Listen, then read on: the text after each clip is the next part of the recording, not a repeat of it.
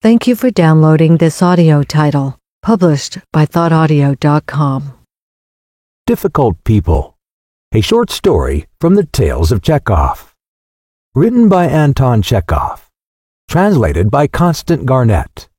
Narrated by Michael Scott. Produced by thoughtaudio.com. Yevgraf Ivanovich Shiryaev, a small farmer, whose father, a parish priest, now deceased, had received a gift of 300 acres of land from Madame Kushenikov, a general's widow, was standing in a corner before a copper washing stand, washing his hands. As usual, his face looked anxious and ill-humored, and his beard was uncombed. "What weather," he said. "It's not weather, but a curse laid upon us. It's raining again." He grumbled on while his family sat waiting at the table for him to have finished washing his hands before beginning dinner. Fedosa Semyonova, his wife, his son Pyotr, a student, his eldest daughter Varvara, and 3 small boys had been sitting waiting a long time. The boys, Kolka, Vanka, and Arhepka, grubby, snub-nosed little fellows with chubby faces and tousled hair that wanted cutting, moved their chairs impatiently, while their elders sat without stirring, and apparently did not care whether they ate their dinner or waited. As though trying their patience, Shiravi deliberately dried his hands, deliberately said his prayer, and sat down to the table without hurrying himself. Cabbage soup was served immediately. The sound of carpenters' axes. Shiryaev was having a new barn built, and the laughter of Fomka, their laborer, teasing the turkey, floated in from the courtyard. Big sparse drops of rain pattered on the window. Pyotr, a round-shouldered student in spectacles, kept exchanging glances with his mother as he ate his dinner. Several times he laid down his spoon and cleared his throat, meaning to begin to speak, but after an intent look at his father, he fell to eating again. At last, when the porridge had been served, he cleared his throat resolutely and said, "I ought to go tonight by the evening train. I ought to have gone before. I have missed a fortnight as it is. The lectures begin on the 1st of September." "Well, go," Shiryaev assented. "Why are you lingering on here? Pack up and go, and good luck to you." A minute passed in silence. "He must have money for the journey, Yevgraf Ivanovich," the mother observed in a low voice. "Money? To be sure. You can't go without money. Take it at once since you need it. You should have had it long ago." The student heaved a faint sigh and looked with relief at his mother. Deliberately, Shiryaev took a pocketbook out of his coat pocket and put on his spectacles. "How much do you want?" he asked. "The fare to Moscow is 11 rubles 42 kopecks. "Ah, money, money," sighed the father. He always sighed when he saw money, even when he was receiving it. "Here are 12 rubles for you. You will have change out of that which will be of use to you on the journey." "Thank you." After waiting a little, the student said, "I did not get lessons quite at first last year. I don't know how it will be this year. Most likely it will take me a little time to find work. I ought to ask you for 15 rubles for my lodging and dinner." Shiryaev thought a little and heaved a sigh. "You will have to make 10 do," he said. "Here, take it." The student thanked him. He ought to have asked him for something more, for clothes, for lecture fees, for books. But after an intent look at his father, he decided not to pester him further. The mother, lacking in diplomacy and prudence, like all mothers, could not restrain herself and said, "You ought to give him another 6 ruble, Yevgraf Ivanovich, for a pair of boots. Why, just see, how can he go to Moscow in such wrecks? Let him take my old ones. They are still quite good. He must have trousers anyway. He is a disgrace to look at." And immediately after that, a storm signal showed itself, at the sight of which all the family trembled. Shiryaev's short, fat neck turned suddenly red as a beetroot. The color mounted slowly to his ears, from his ears to his temples, and by degrees suffused his whole face.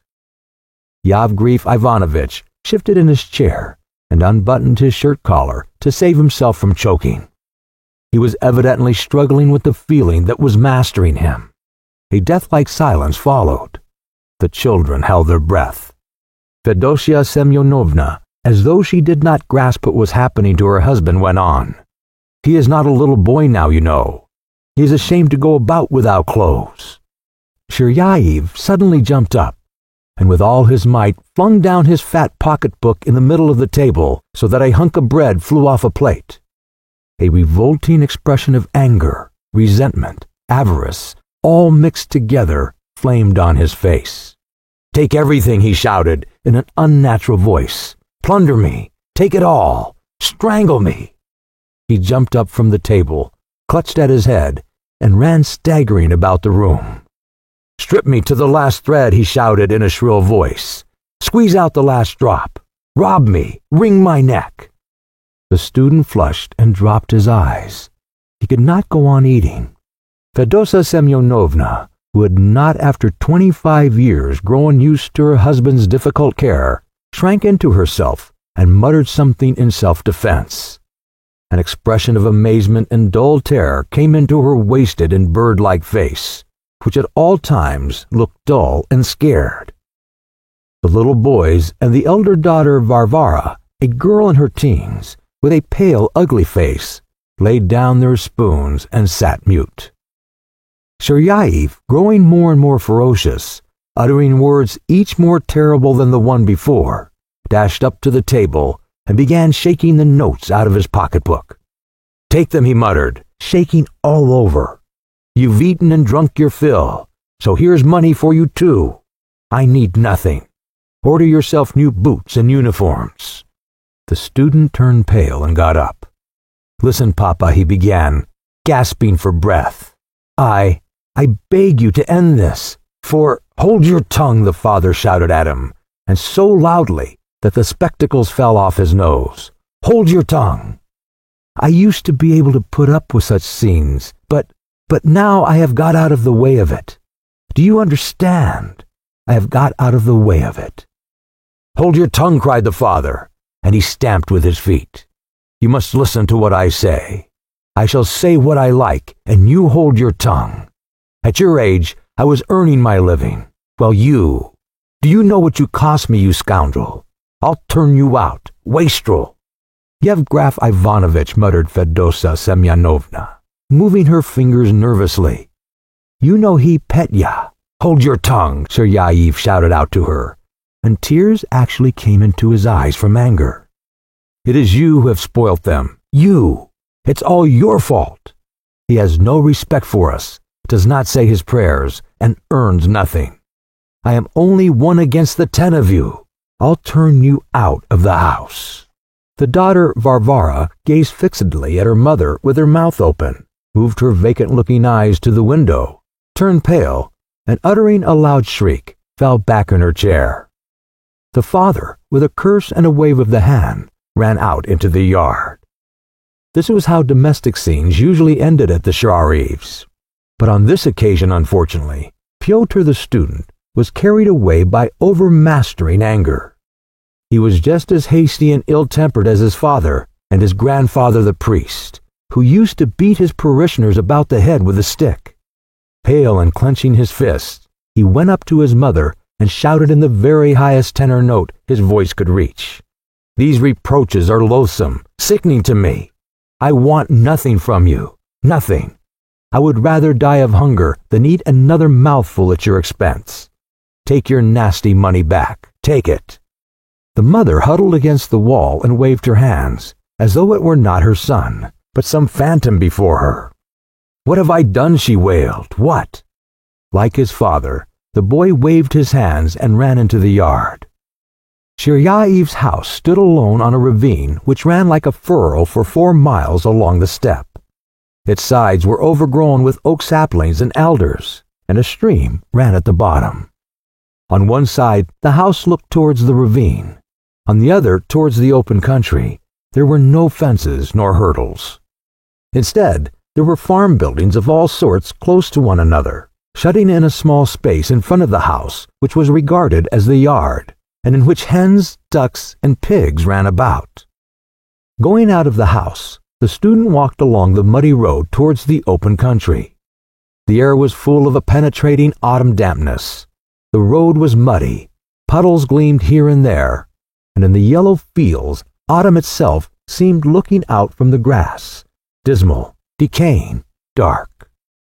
On the right side of the road was a vegetable garden cleared of its crops and gloomy-looking, with here and there sunflowers standing up in it with hanging heads already black.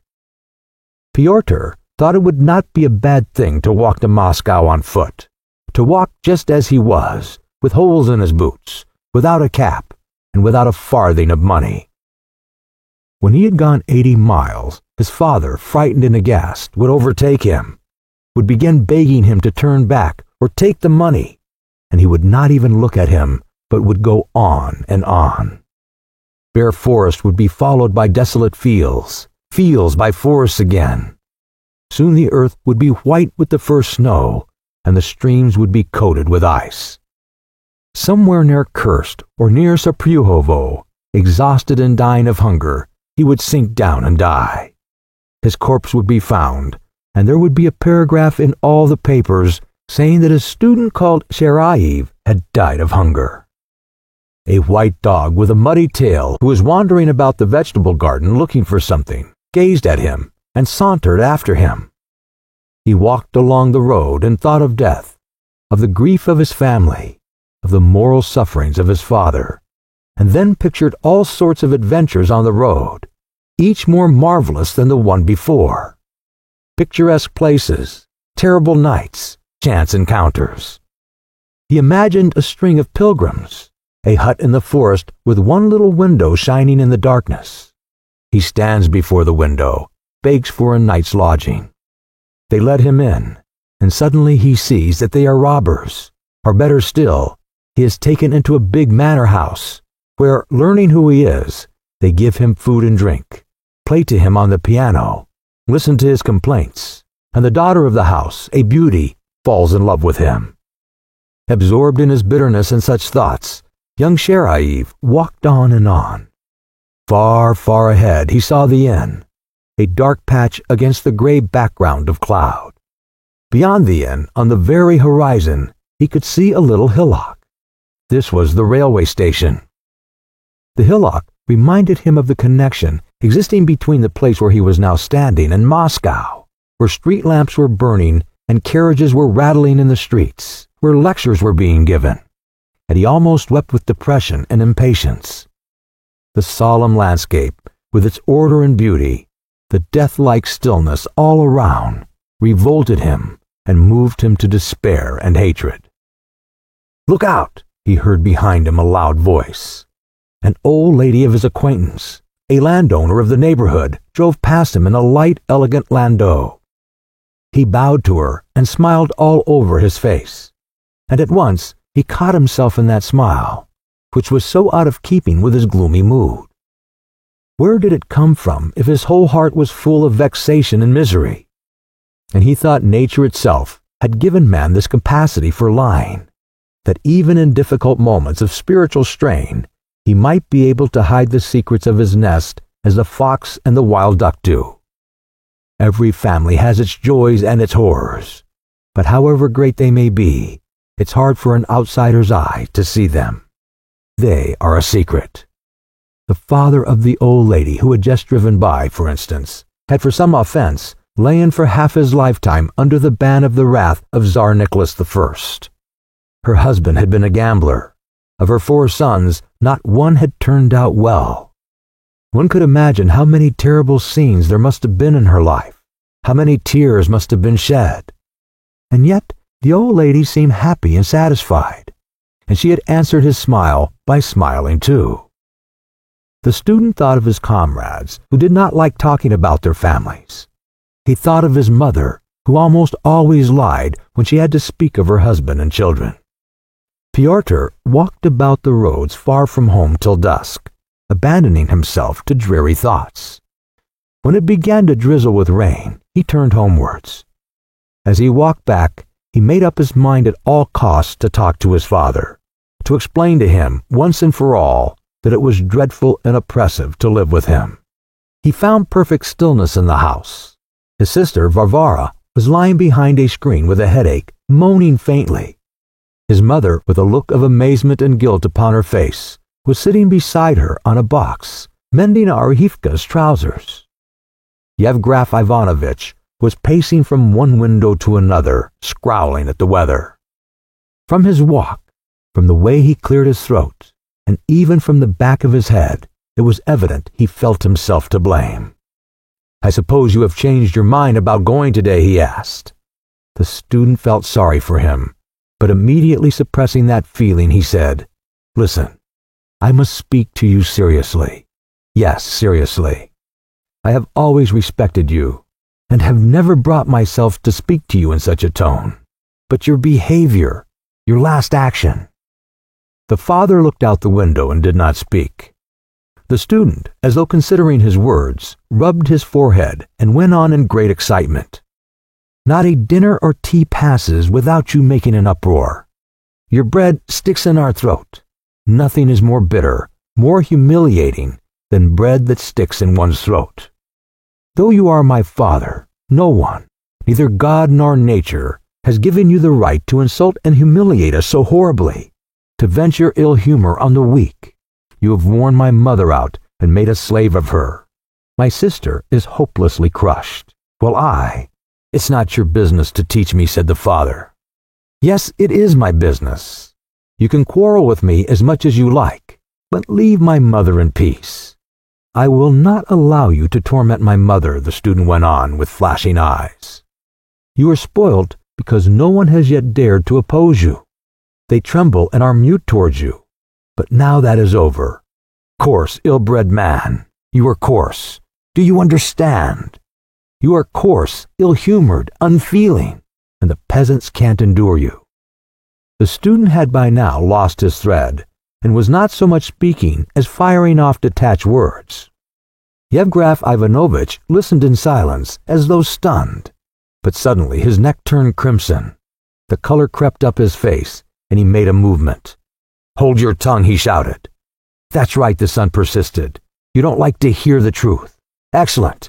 Very good. Begin shouting. Excellent." "Hold your tongue, I tell you," roared Yevgraf Ivanovitch.